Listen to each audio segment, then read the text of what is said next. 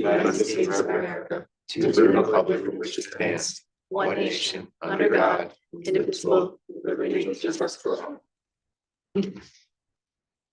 all. First item is approval of the agenda. Minutes. Motion. Second. All in favor? Aye. Passes unanimous. The minutes from the last meeting. Motion. Motion to approve the minutes of Rochester. All in favor? Aye. Aye. Thanks again. Next up is school committee chairperson comments. I don't have much tonight, just a reminder to the school committee that the MASC fall conference is in November. If you're interested in attending, let us get you signed up. That brings us to public comments. I don't see anyone in the room. Sam, is there anyone online who's interested in saying anything tonight? I see no hands raised. Okay, moving on then. Student comments. You need to lead us off. So today we began Mendon-Upton Spirit Week with a bunch of like cool days for different outfits and to like get school spirit going for homecoming on Saturday. Of course, today we had America Monday, so red, white, and blue. And like I said, we're gonna have the homecoming game on this Saturday, September 28th, which will also have the Best Buddies bake sale during that. This week, we're also going to have the National Defense University revisiting Nipmuc this September 25th, so Wednesday. Okay, we're going to have hosting over 100 international fellows from who are basically training to become diplomats from all across the world, and they're studying in DC. So that's really cool. We create these beautiful bonds with people who are actually going out and going to change the world. Cool. Awesome, sounds good. Are we hosting those people just for the day, or are they staying overnight, or? We're gonna have them come to Nipmuc for the day. They basically shadow a student, That's cool. talk about what they're doing, what we're doing. And it just creates like a really cool environment Yeah, for absolutely. discussion. Yeah, that's really cool. We've done it for a number of years. I don't know how many years, I mean, as long as I can remember, but I noticed like in one of the memos, it said it was over 100 visiting. I mean, it's a lot. Wow. Yeah, and they love it. I mean, coming from, it's great for our students, but also the students that come to visit. Yeah, great. Thanks for bringing that up. Okay, moving on to superintendent reports. Ellen? Thank you. Are you able to pull that up? Okay.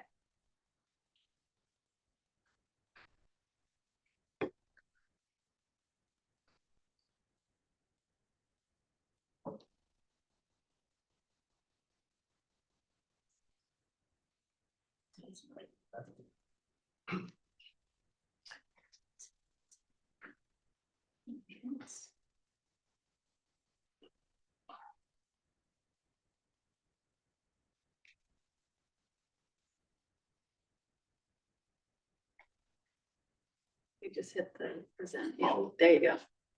There you go, nice and big. So one thing, you're able to do it so we can see it. There you go. Okay, awesome. What I wanted to circle back to the field trip that we had. If you could go to the next slide, please. We had our unified basketball field trip, and I don't know, they did do a highlight in the Nipmuc newsletter, but Britt Kaler sent an awesome message to me about how amazing the trip was for the students. And I shared this with you, so you have it, but hopefully I'm not going to show the video now, but the link in there, you're able to see it's like a 2-minute video of their experience. But she really just wanted to thank all the school committee for the support there, to thank the athletic director, Chris Schmidt, who worked on the planning, and they were able to, they're in the video, you can see them doing like high fives with the players, and there are special spotlights on them. And one thing I just wanted to do is to make sure that publicly we're able to kind of come back and share that excellent excellent highlight and how it was great for our students. And we're just really appreciative of the unified athletic programs that we have at our school. Something else that I want to do is, as I do some of the district updates this year, I'm hoping to make some of the connections with the work that we're doing in our strategic priorities whenever there's some alignment there. That way you can see the connection of what I talked about at the prior meeting about our priorities and how it's playing out through the events and the work that we're doing throughout the year. All right, next one. So related to that, we have open house curriculum nights. I was able to go to the Memorial Open House last week. I had a conflict, couldn't go to the Clough one, so I got some feedback on how that went. And then we have upcoming this week, we have the NISCO. It's split over 2 nights because of parking. And then we have Nipmuc on Thursday. And we've had a few changes that have gone into place at what was really nice at Memorial. They started with everyone in the cafeteria, which is something that they hadn't done before. And so I took a picture of that in the back. You could see everyone in there. And it was a great opportunity for them to talk about curriculum. Wendy talked about tiered interventions and progress monitoring and talked about the positive behavioral interventions that they have in place. I know some of what they're going to talk about at NISCO is the behavioral expectations, because we're rolling out new behavioral expectations as well. Of course, in the classrooms, they talk about curriculum and they gave presentation this year at Memorial. In the past, they did more like a scavenger hunt. Fluff did kind of a hybrid approach where the younger grades, they did a little bit more of a scavenger hunt with students, but the older had more of a similar format to what we had here at Memorial. And I know NISCO's made a few changes as well based off of feedback in prior years for their presentations that are coming up. And Nipmuc's also made a change. In the past, Nipmuc would have a presentation in the auditorium and people would start there. Instead of doing that, they're actually going to do more like a showcase in the lobby and gym and media center area. And some of the elements, if you go to the next one. Yeah, oh yeah, you probably can't read that very well. They have sophomore career shadowing where they're going to talk about, and so if you're a parent of a sophomore, you can understand the career shadowing. Plus, we're looking for people that can be shadowed, so hopefully that'll help out as well. They'll be highlighting our junior internship program, our innovation career pathways, our portrait of a learner scholar profiles, which you have heard about a few times, our mastery learning records, which I know they presented on last year, but we're going to have them come back and present on some updates to that this year. And you also saw their presentation on authentic learning roadmap last year, the journey that we're been working on at Nipmuc, and that those are going to be highlighted areas for families as well. And aspect, we have communication engagement with our community members in kind of 2 spots in our priorities. One is in our priority 2 related to curriculum and instruction, and to really share more about our curriculum and instruction and assessment and standards. And so families are familiar with that. There's that element. And also there's another element of getting feedback from families and having communication be a little bit more 2-way. We do have, I talked about surveys.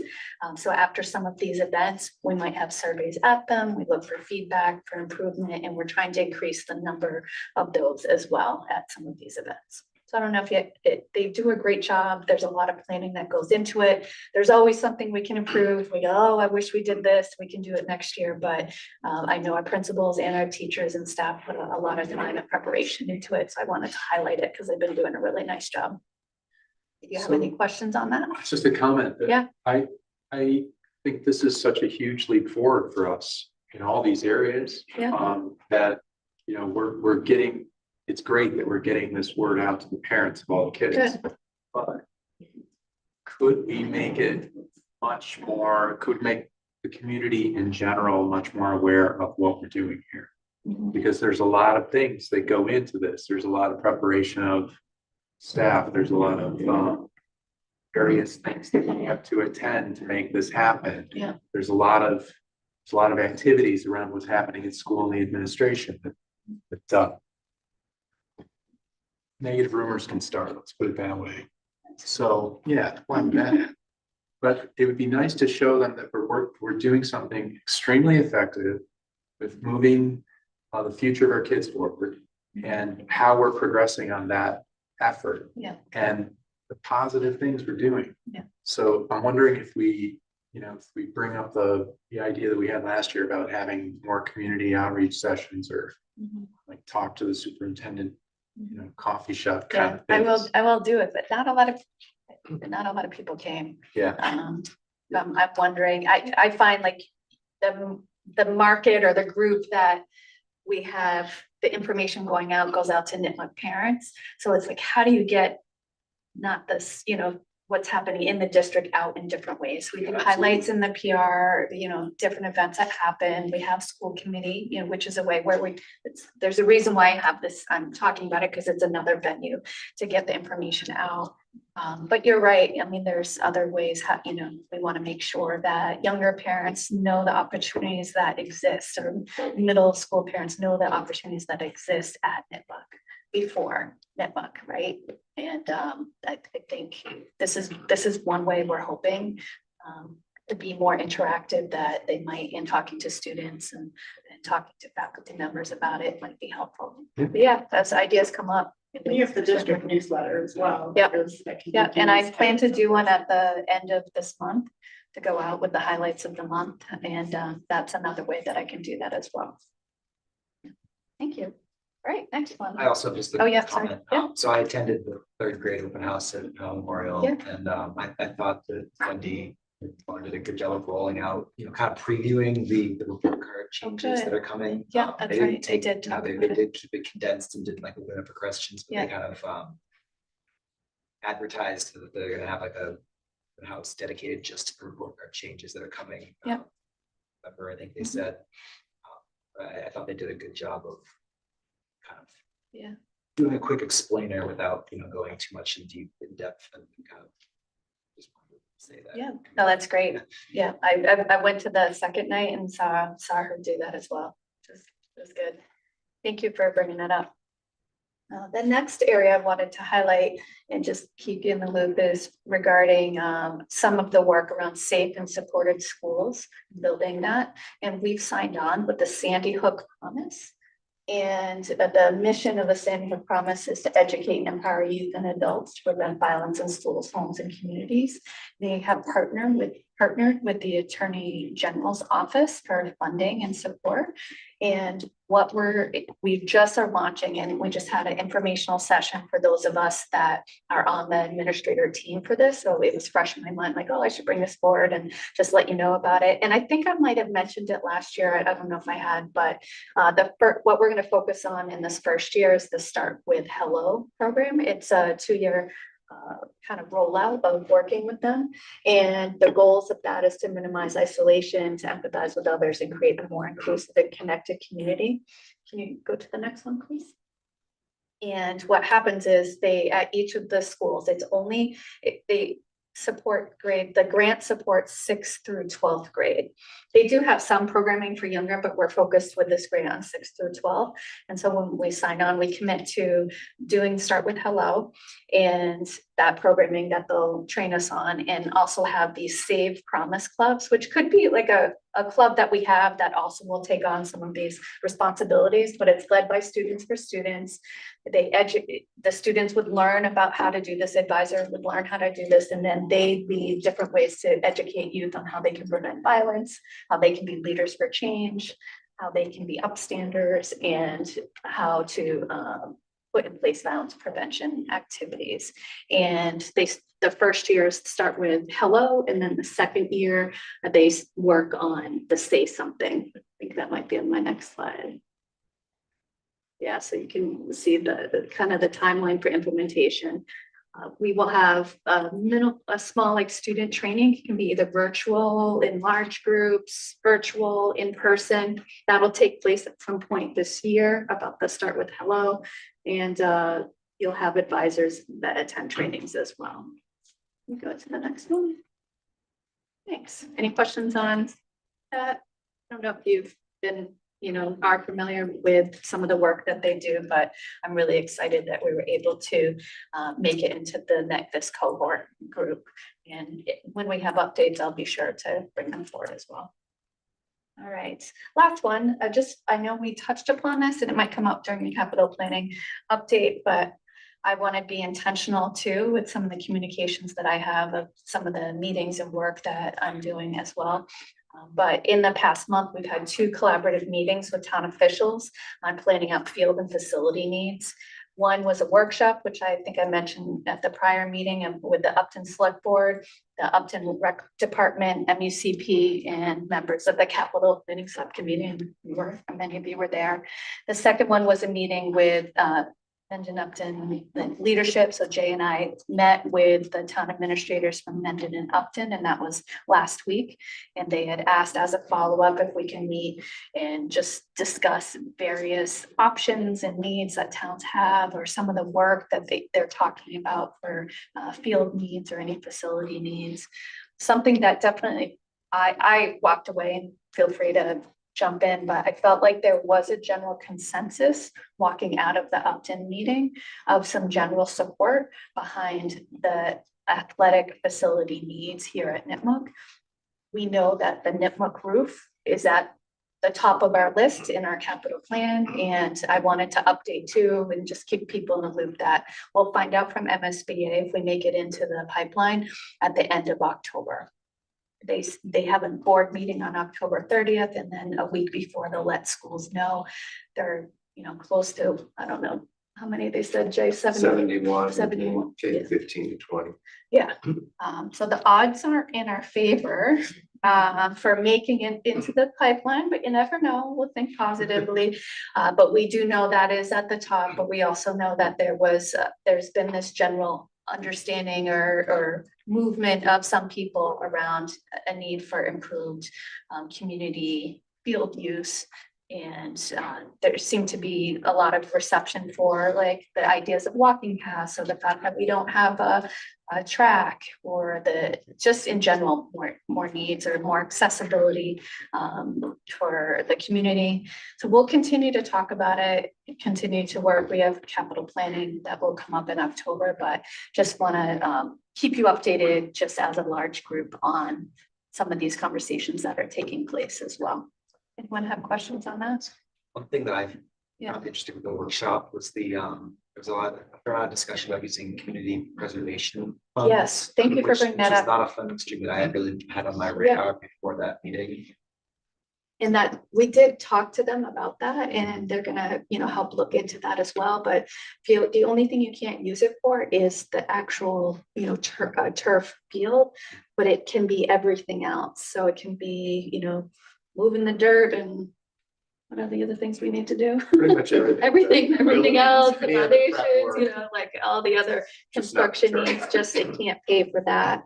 And, at some point, and I think, after MSBA and heading right into that November and after our capital, we really need to kind of hone in some of our focus and what some of the next steps could be. Because I know MUCP is waiting for us on whether or not they can start to move forward with advocacy, or move forward with getting information out, or finding, alternative funding, right? Beyond CPC funds, but also just, getting, if there are donations, et cetera, to help defray a future cost at any point. That seems far away, but it's close. So we'll just, if other things come up, I'll just keep you updated on that. Right, I think that was it for my district updates there. And that was aligned to our last priority 4, and some of the work we're doing. Next up, we have Charlotte. Come on. Thanks. Yeah, Sam. Oh, I don't know. Read it anyways, just so I can follow it. All right, so I'm gonna start actually by setting my watch. Even though Eric's not here. There we go. And by saying happy birthday to my mother-in-law. My choice. Happy birthday. She's 85 and everyone's on a call right now except for me. And so I'm saying hello, and she can watch me, and I'm there in spirit. Happy birthday. Time for it.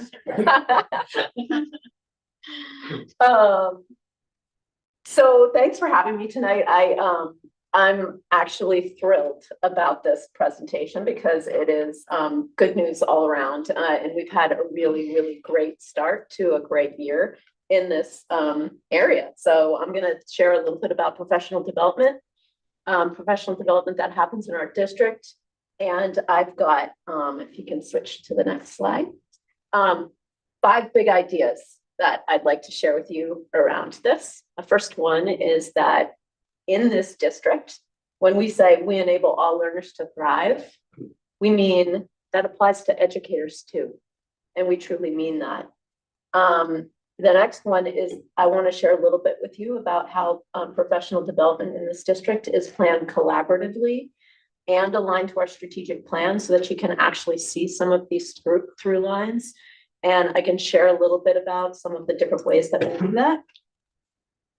I'll share how we differentiate and deliver in varied ways professional development to adults so that it's following good learning practices. The way that we know that we need to do that for students is essentially the way that we do it for adults here too.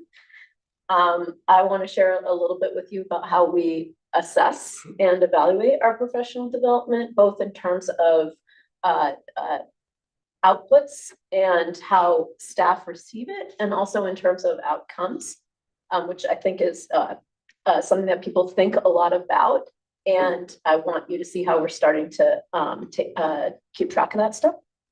And I'd like to share with you a little bit about the partnerships and the grants that really enable a lot of this work, because it is not all in the operating budget. And so we need to make sure that we're identifying ways to be able to bring this to folks.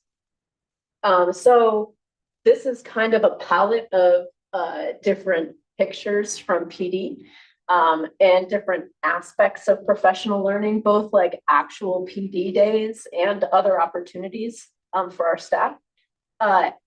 It's a way of me sharing that first big idea that we enable all educators to thrive here as well. And we're, we do it in so many different ways and focusing on so many different things. We were just at a conference today, Maureen and I, where actually one of the presenters said something to the effect of, some districts are actually starting to think about how attending to social emotional needs of folks is something we should be doing for adults too.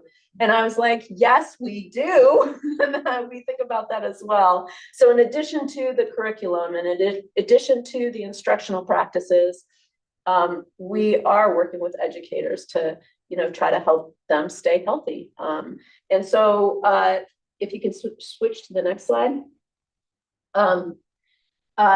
One of the ways we do that, or like one of the way that we kind of organize our work, is through aligning it to our strategic priorities and collaboratively planning. We launched the year this year. Actually, we've had 2 PD days already, which is a little unusual and is a result of some of the negotiations that we did in the new calendar that we have.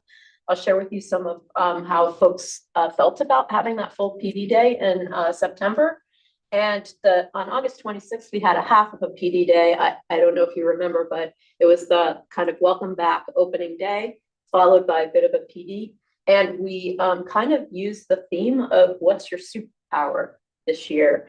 And we did that with educators being able to connect with their colleagues in kind of micro bits around topics that those educators felt like were things they were passionate and interested about it in and had been working on.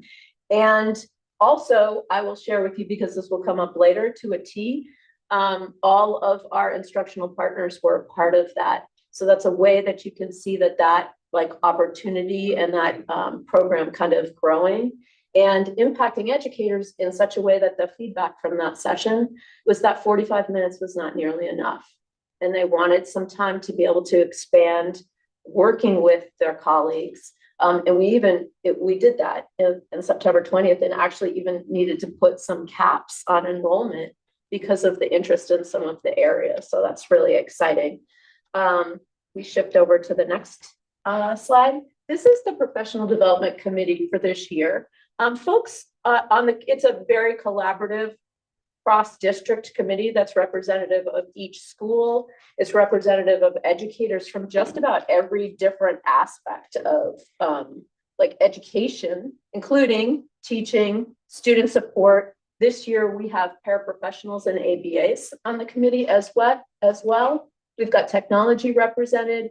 We have folks who represent the early grades, folks who represent the later grades, and counselors are involved. And this group comes together about 5 times a year, 4 to 5 times a year. The first couples to, or actually I should start from the end. In the spring, it's to set a direction for the next year. And we do that over the summer. And then in the fall, we kind of bring our heads together and get reorganized. Now that we're back, we meet again in January to effectively analyze data together as a group to see how things are going. And then we meet again in the spring to kind of round it out. And in the meantime, there are groups that work at the schools to plan their PD for the school-based days. And we do that in collaboration with the district leadership too, so that we can support those teams as they're planning. But I wanted to kind of point out the fact that it's varied, and that we've got co-chairs, myself and Amanda Farley, who's a teacher at Clough, but is a speech and language pathologist at Clough. And we also invite department leaders and instructional partners in to be a part of the planning as like a full instructional leadership team. Thanks, Sam. So we plan our PD kind of based on the beliefs that we have about all learners.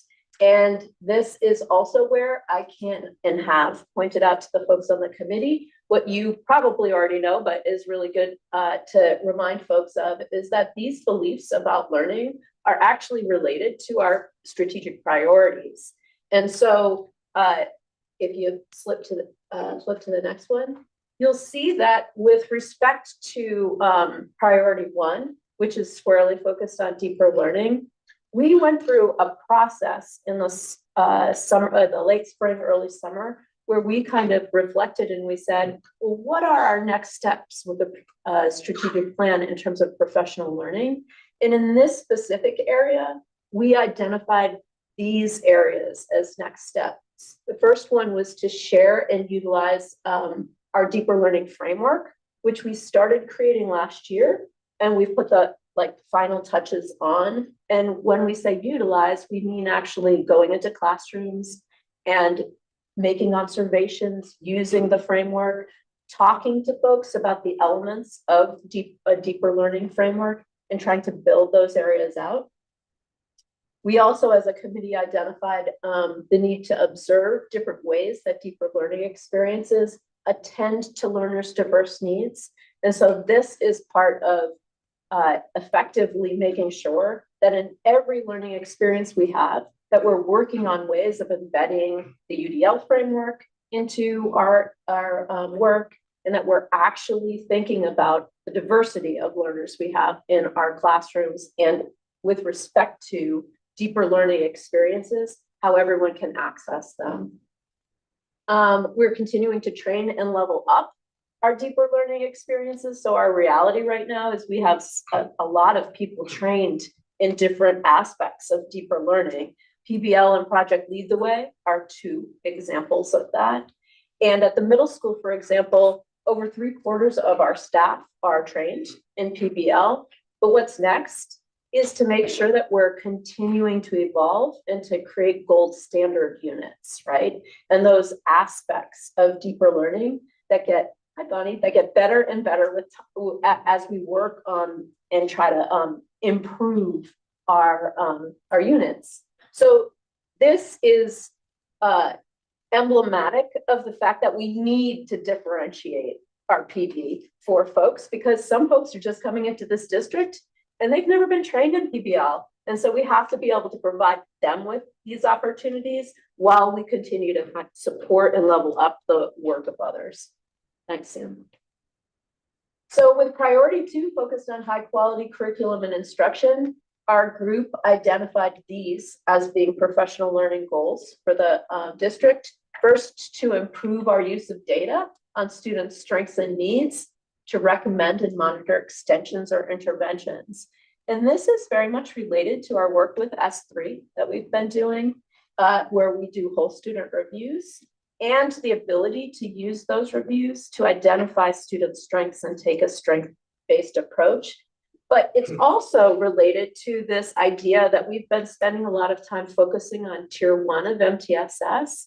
And we really need to start looking forward and ahead to identifying appropriate interventions and extensions for students. And to do that in a way where we're actually able to monitor the progress of these interventions. And so I know this is a presentation on PD, but I can't resist the fact to tie in the data piece.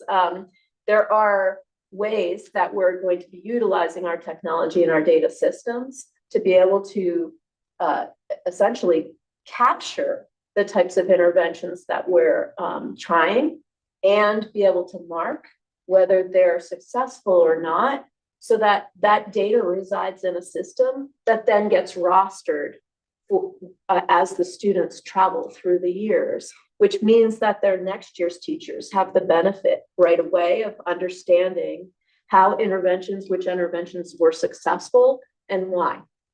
So that's something that we'll continue to learn about through professional learning. Wait, if you could just go back 1 sec, sorry, I know I paused, Craig's paused. We're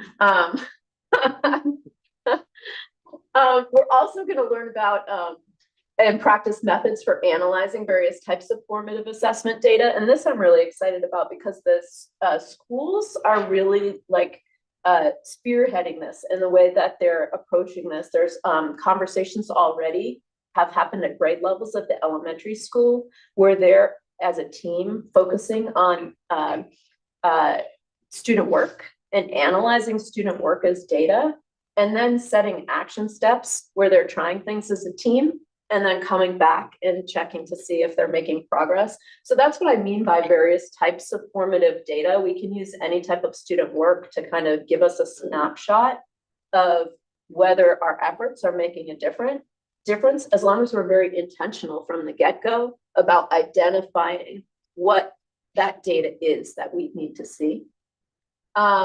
We're also going to provide opportunities for collaboration among classroom teachers and student support providers, which we've already started to do through our first PD days.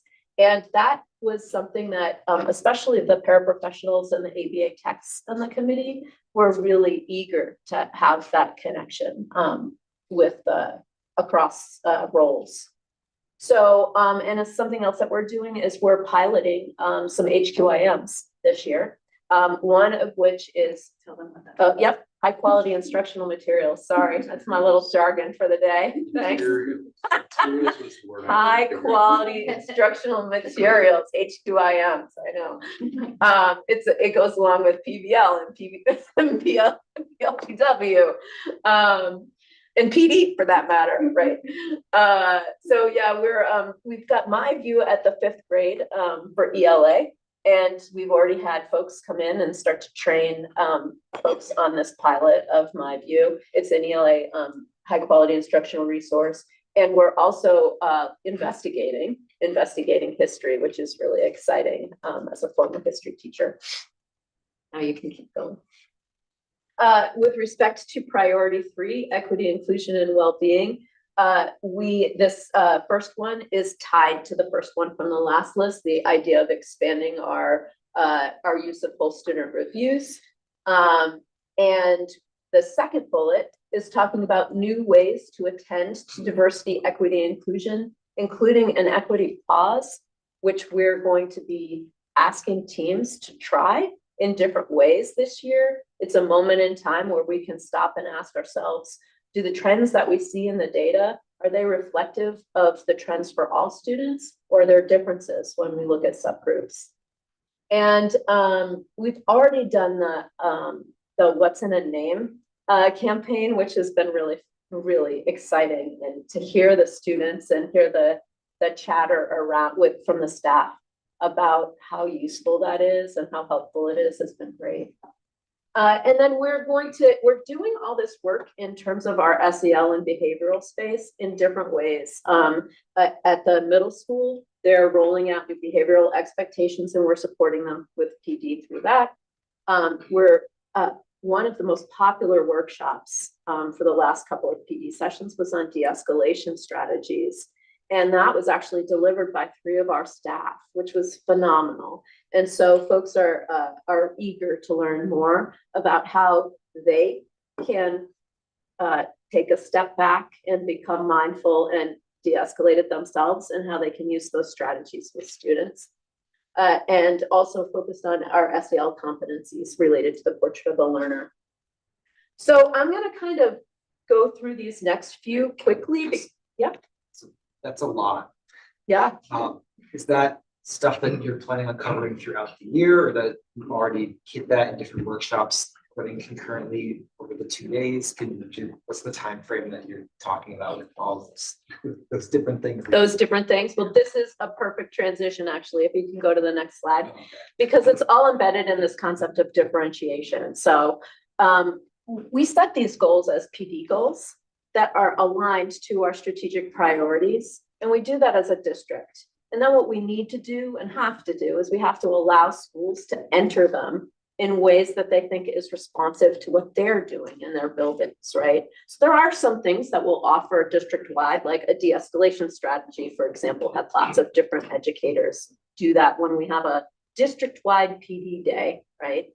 But some of the rest of the work that's happening will be about how the schools embrace some of these concepts and what they want to be able to run with.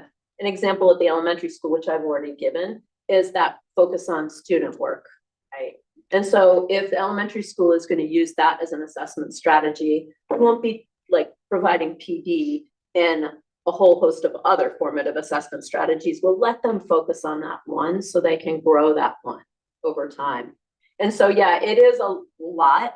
And I think the way to look at it isn't with like a standard outcome for every single bullet there. It's about knowing what we think are the priorities that are related to our strategic plan, and knowing that there needs to be some differentiation across roles and across schools when we think about moving those steps forward. Is that helpful? Yeah. Okay. And so to this too, in addition to the way that the schools and roles are differentiated with their PD, we also try to provide PD in different ways. And so the pictures over here just represent some of the things that we've done. Working on curriculum as teams and curriculum development workshops, that's professional learning, where folks are learning about what transfer goals are and how to review essential questions and things like that. We do book studies, and unlocking English learners' potential is one that we did last year. And we set it up in a way so that all educators who participated were able to earn 15 PDPs, which is a requirement for licensure, which didn't require a cost on their part. We could support it and they could do it asynchronously so that it fit in their schedule.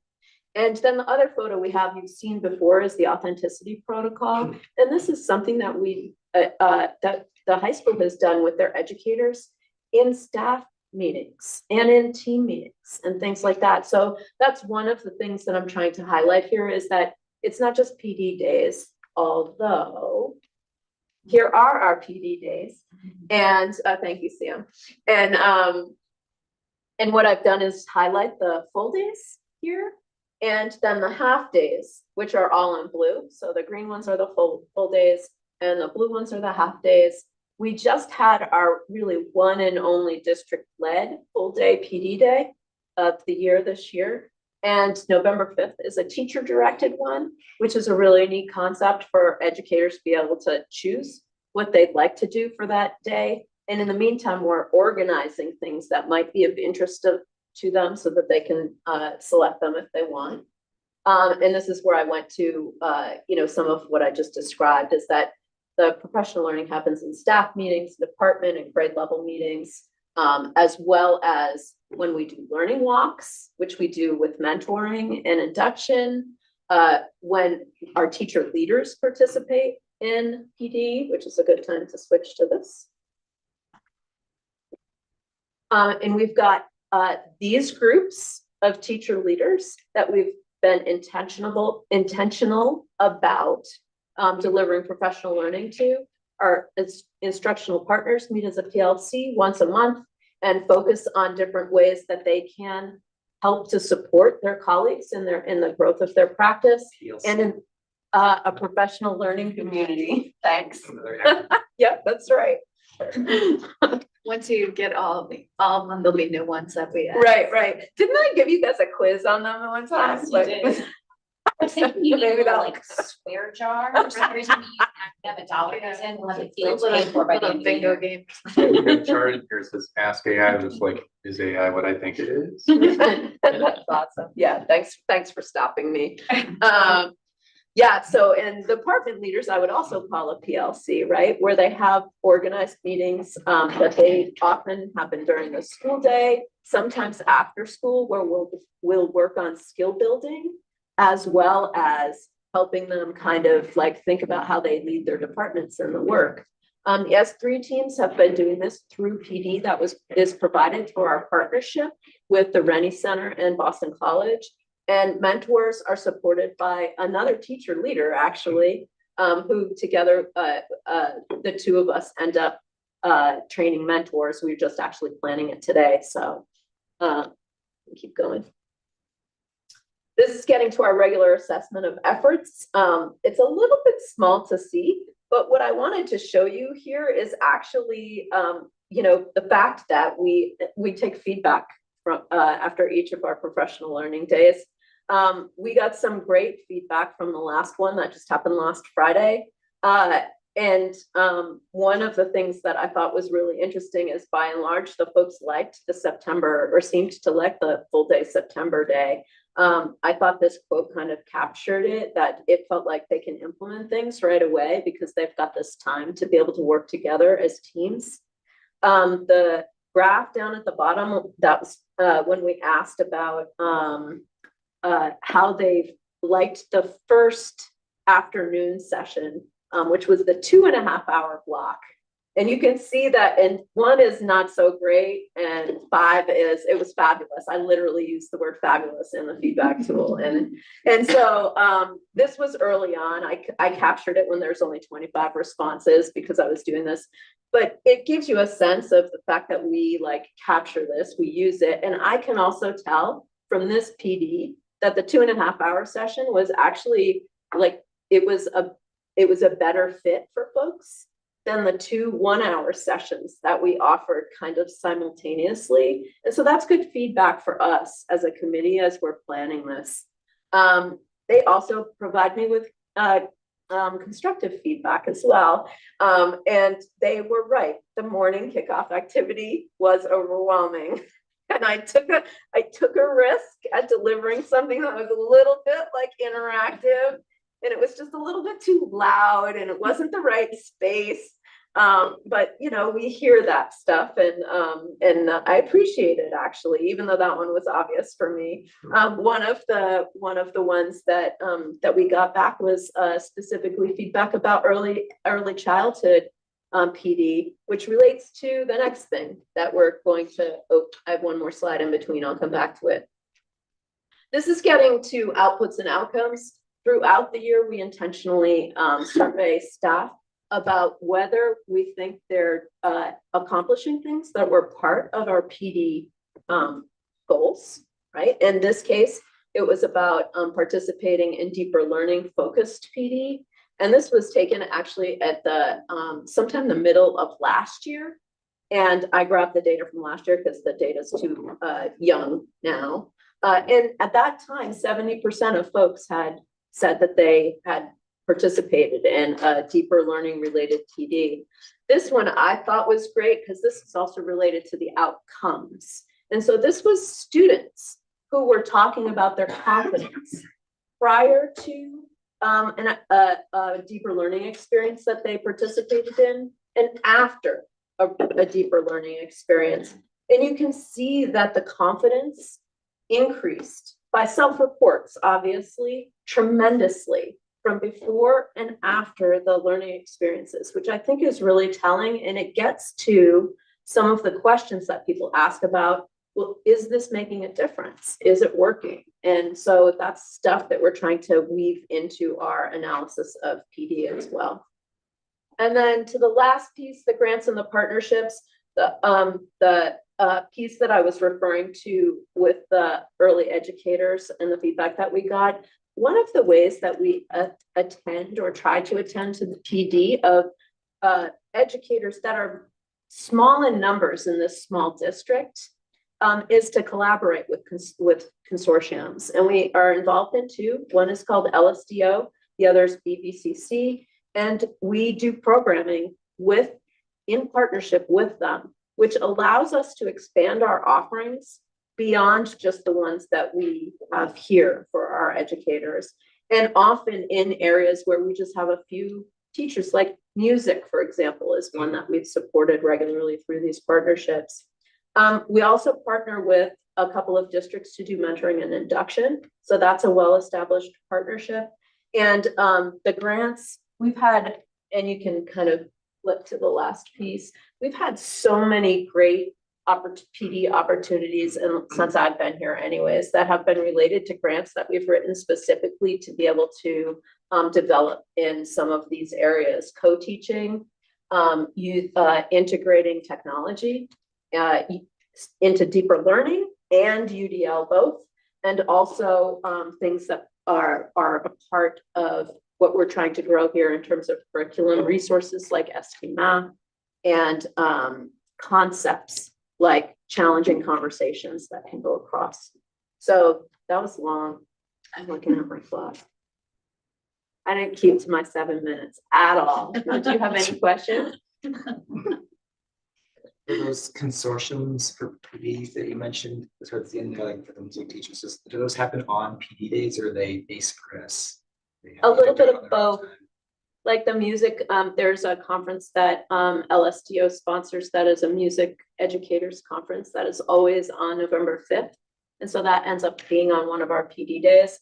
But sometimes like one of the workshops that we sponsored last year through BVCC was one that was focused on PBL. And that one was something that happened separate of PD day. So when educators participate in that, they have a sub and it's. They do, and we make efforts to minimize that. For example, we brought in expert on Spanish immersion programs, and so she had been working last week with our Spanish immersion group. And when those teachers ended up reconvening to come back together, we split their day in half. So that meant that we had only the need for half as many subs and that they were only out for half of a day so that they could reconnect with their classrooms. So we're thoughtful about that stuff. When we have follow-up with PPL, for example, we'd have them out for a day for the workshop, but then any follow-up that we do, we would schedule in terms of like having them sign up for coaching calls during their preps and stuff like that. So, yeah. I think the student confidence in their success, that it's just such a huge swing of 33%, not at all confident or slightly confident, up to 90% quite confident or extremely confident. That's just massive. It is. Yeah. So, and we're going to keep talking to our teams to like have them start thinking about these types of questions that they can kind of ask now and ask at the end of the year or it's next year, so that we can start seeing like how those perceptions change. All right. Thank you.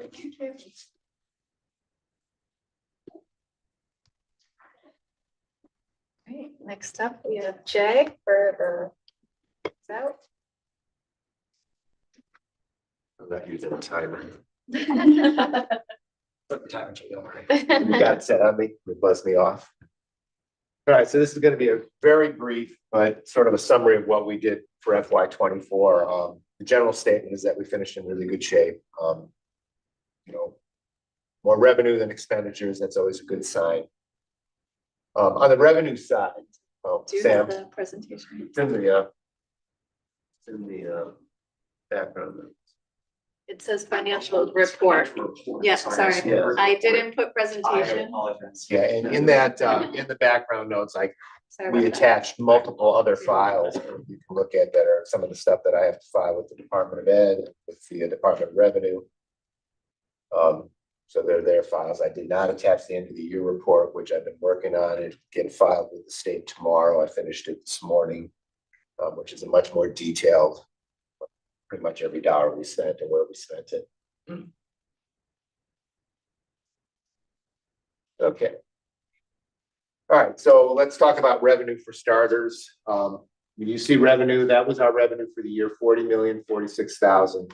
The thing to keep in mind is that, as you all know, we appropriated $1 million of E&D. That's not a revenue source. That's money that we sort of have in a savings account. So you can add $1 million to that as far as what we had budgeted. But that's the actual revenue dollars we had come in. I've given you the three main areas. State aid, as we talked about this, I think, last meeting or a couple of meetings ago. Transportation, we got about $41,500 less than what they originally told us on the cherry sheet. Charter was a little bit more, but our state aid was actually about 33,000 less than what we had planned in the budget. Local aid, it was an $8 difference. That's basically rounding of, when you get the bills down to the penny, we round them up. So obviously we are solvent because of that $8. On the district side, the one thing that really helped us this year is the revenue we got for interest on our sweep account. In our bank, we have three different accounts. We have a payroll account, an operating account, and then we have a sweep investment account. The money goes in and out of that account daily. So if you look every day, you'll see zero in the operating account, zero in the payroll account, and each day it goes in to cover the various expenses. I made a call earlier in the year to suggest that we might want to increase our interest rate because they were paying us about 0.1%, which they did, and it increased our revenue for interest dramatically.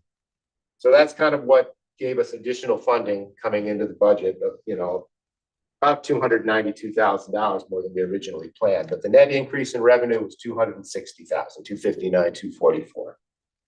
On the expenditure side, we budgeted $40,787,869. We spent $40,111,934. So we didn't spend $676,000 of the money we budgeted.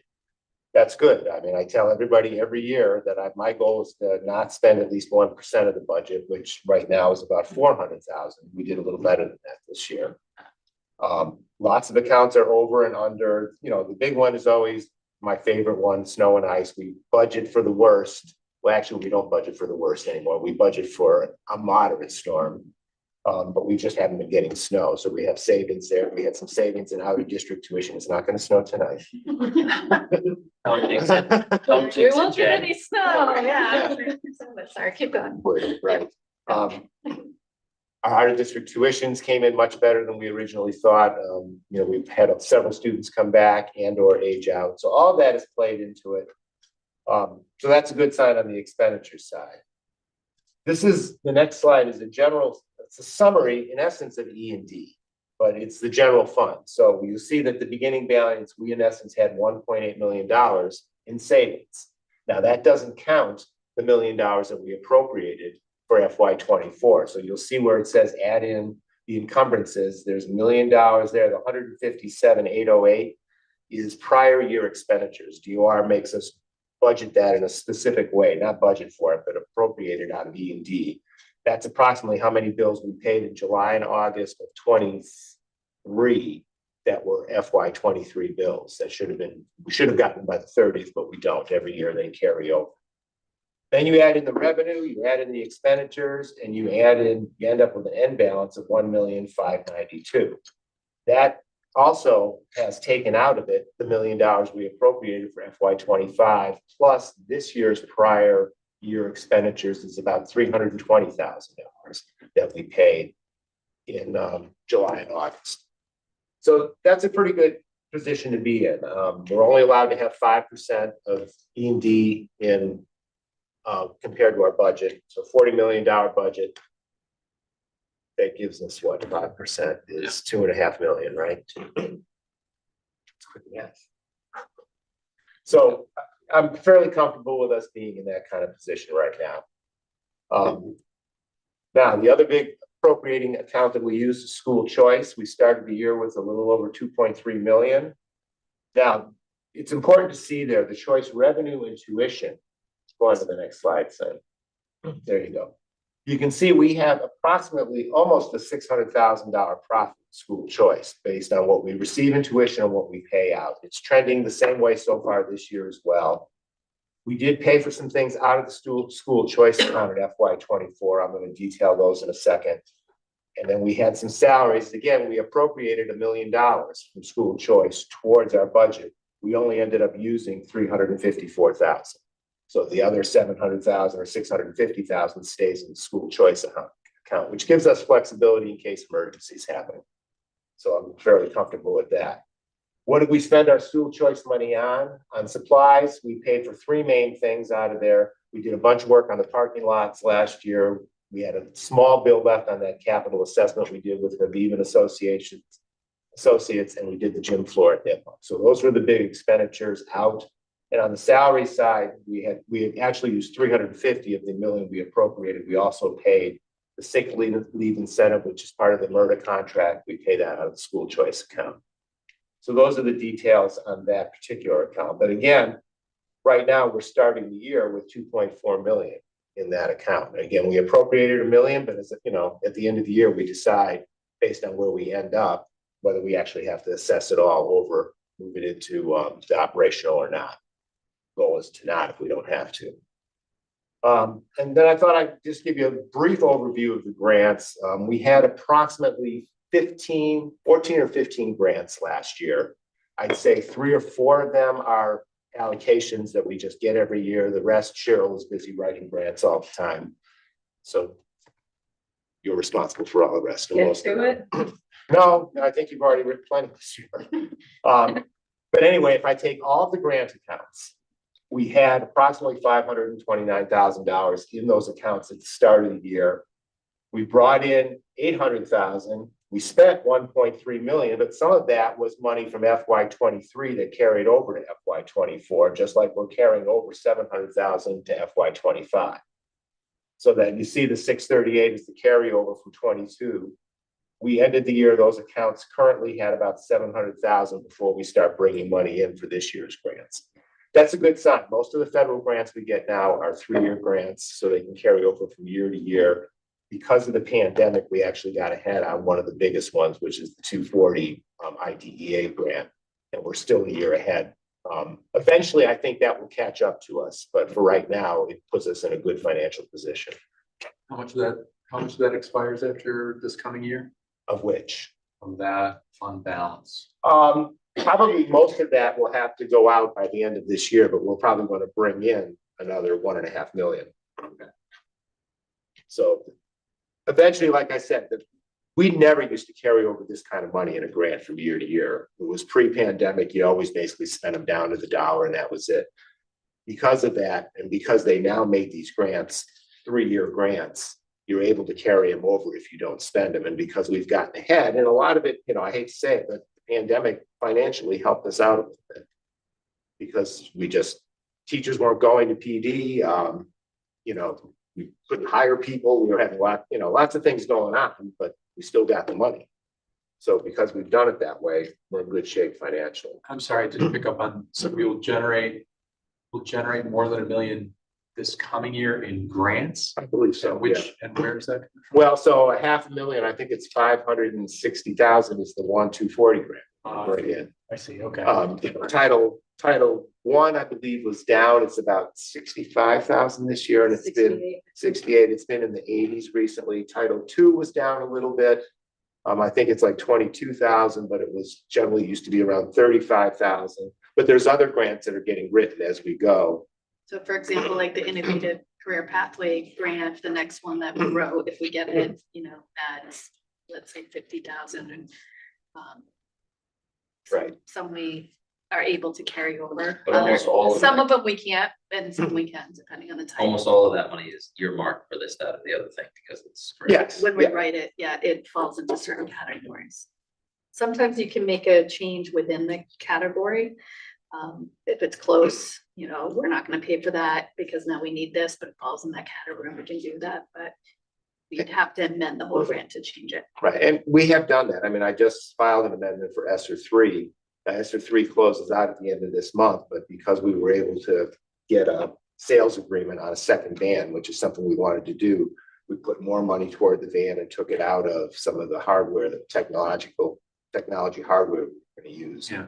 Um, Yeah, it's So- very effective, avoiding spend in other areas, right. which is cool.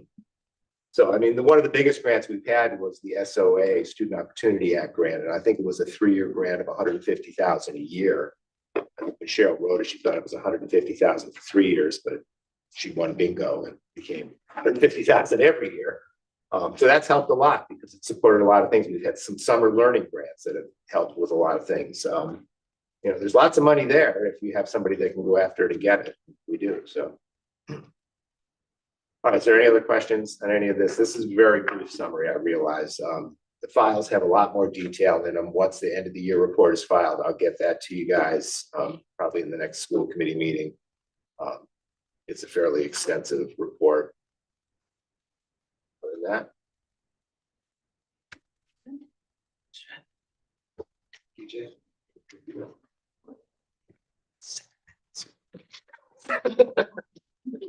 I'm not worthy. no, it's true. Okay, moving on to new business. I believe we have an out-of-state field trip request.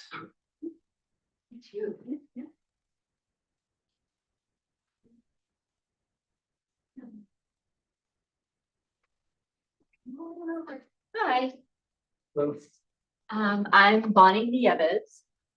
I am the biotechnology teacher here at Nipmuc, and I'm really excited about the potential of taking kids to the Pequot Museum down on the Foxwoods Reservation in Connecticut. The reason why I would like to take them there particularly is because it's a really good cultural experience where kids can make connections to other things besides just the science and the biotechnology. And happening in October, specifically just after Indigenous Peoples' Day. So we can start to look at how Native knowledge is used currently in biotechnology. So not your typical plan for going to the Pequot Museum. How many students are we talking about? Or what's the Yeah, logistics of it? yeah, the logistics are, we have 18 students in biotechnology, and the cost of the trip itself to get into the museum is under $300. It's the bus that is about $1,000. I have some grants, a grant pending, and that would be in the amount of $1,000. So then students would be responsible for just about $10 a piece to go. And in the event that I don't get the grant, I'm considering taking the Nipmuc bus, the small MURSD bus. It wouldn't fit all the students, so I'm thinking about how to make that equitable. So fingers crossed about the grant that would cover the cost. What's the date of the field trip? The 26th of October.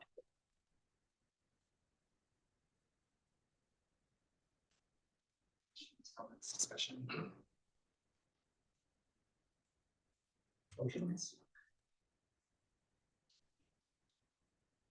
Make a motion to approve this trip to again, Pequot. in. Right. Second. All in favor? Aye. Yes, thank you. Approved.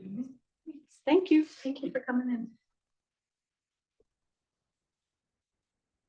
Moving on to lunch rates. All right, so our district's food service program, it goes through a lot of reviews, and recently when through an administrative review the last school year, and we received the recommendation that we need to raise our adult lunch prices in order to stay in compliance. Currently, our adult lunch price is $4 plus tax. This was new for me when I got these details. I liked learning this. The Upton tax rate is 0.0625. So they're charged $4.25, I guess, and Mendon tax rate is 0.07. So their lunches are 4.28. But we will need to raise our lunch prices by $1 to meet with the compliance. And so that would bring that up to $5, and that would require a vote from you. And I included the DESI documentation that Diane Mucci put together for us. Certainly that we did this last year too. We did the kids' prices. We might have done the adults too. We did kid prices last year. But now they're free. Yeah. Yeah, Yeah, so we maybe did that was do a couple of adults. years ago. Yeah. We've been out of compliance for the adult price for several years. We need to become in compliance because they give us lots of money. I'm just surprised the Mendon tax rate is higher than Upton. Right, that was, I was like, oh, that surprised me. Right. That was my takeaway.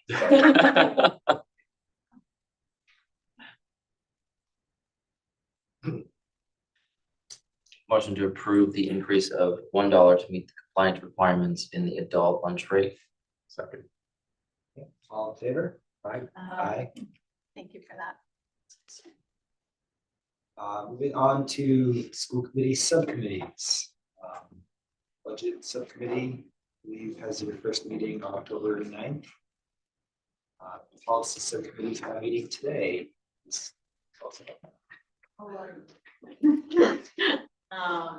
we looked at two policies.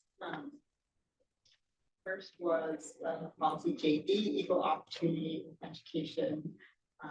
We updated the policy to align with the recommended policy from MESC. It was updated in 2021. So there, this was not a substantive change. You can put down a link in the notes to see, but we would recommend waiving the first reading and voting on update tonight. Let's go ahead. The second one, IJ instructional materials. Again, this is just, we updated some language to mirror MASC recommended policy. So just incorporating all protected classes as part of the tiered focus monitoring review for civil rights. So as with JB, we would recommend waiving the first reading and just voting on both of these policy updates.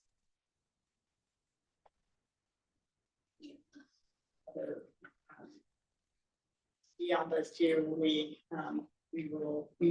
discussed a couple of policies that we need to look at our next meeting, including our ongoing review of the B policies and policies regarding athletics and field trips. So I would like to make a motion to waive the first reading for JV Equal Opportunity in Education and IJ Instructional Materials Policies. Read them. Second. All in favor? Aye. Passes unanimously.